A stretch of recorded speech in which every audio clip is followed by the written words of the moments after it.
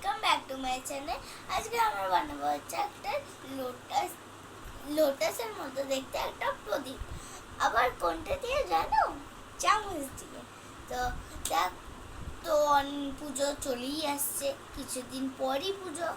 তো আমি ভাবলাম যে একটা প্রদীপ বানাই, যাতে ঠাকুরের সামনেটা খুব সুন্দর দেখতে লাগে। তাই জন্য আমি ভেবে নিলাম অনেকদিন পরে পুজো, তো আজকেই পুজো করে নিই। তো চলো, আজকে আমরা বানাবো হচ্ছে একটা লোটাস, সুন্দর দেখতে একটা প্রদীপ।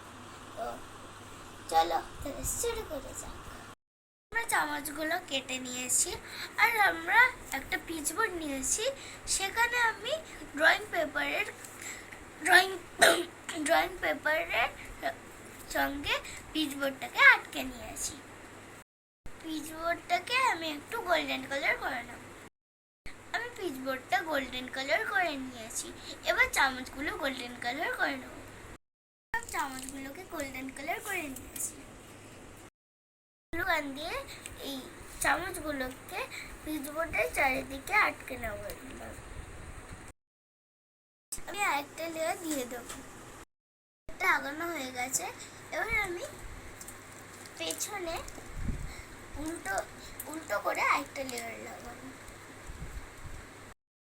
এভাবে আমি লাগিয়ে দিয়েছি পেছনে, আর একটু বেঁচে ছিল বলে সামনেও আমি একটা ছোট মতো করে লাগিয়ে দিয়েছি। গুলোকে রোল করে রেখেছি। এবার আমি এটাকে গোল গোল করে জুড়ে অনেক বড় গোল করে নেব। এরকম করে আমি কাগজগুলোকে এরকম রোল করে নিয়েছি। এবার আমি এটাকে গোল্ডেন কালার করে নেব। গোল্ডেন কালার করে নিয়েছি।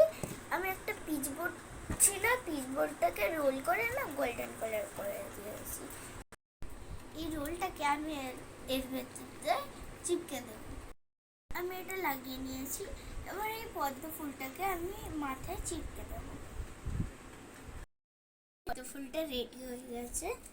এবার আমি এখানে তোমাদেরকে একটা প্রদীপ জ্বালিয়ে দেখে দিচ্ছি। আর আমি এই প্রদীপটা বানিয়েছি, কেমন আছে বলবে। আমি না এর ভেতরে এই ক্যান্ডেলটা লাগিয়েছি। সেই ক্যান্ডেলটা আমার কাছে ছিল, সেই ক্যান্ডেলটাই লাগিয়েছি। তোমরা ওই ছোট ছোট গোল গোল একটা ক্যান্ডেল পাওয়া যায়, সেটাও দিতে পারো। তো এটা আমাদের কেমন হয়েছে তোমরা কমেন্টে জানাবে সবাই। যদি ভালো লাগে লাইক করবে, কমেন্ট করবে, শেয়ার করবে, যাতে আমরা আরো হ্যান্ডক্রাফট তোমাদেরকে দেখাতে পারি। আজকের জন্য এটুকুই। Tata, bye bye, goodbye, see you.